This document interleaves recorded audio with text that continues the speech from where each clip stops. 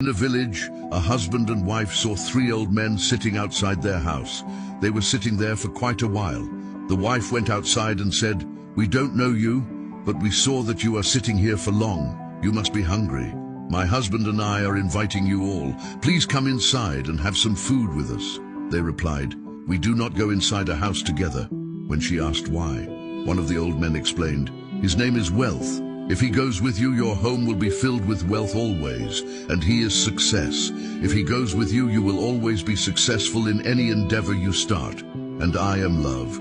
If I go with you, then your home will be filled with love always." Then he told her to discuss it with her husband, which one of them they want in their home. Her husband was overjoyed hearing about it and said, "Let's invite Wealth to our home." Wife said, "Why don't we invite Success?" After some discussions, the wife came back to them and said, "Which one of you is Love? Please come in and be our guest." Love got up and started walking toward the house. Just then the two also got up and started following him. The woman asked, "You said you cannot come together. Why are you all coming in?" The old man replied, "If you had invited Wealth or Success, then the other two would have stayed outside. But since you invite Love wherever he goes, we go with him.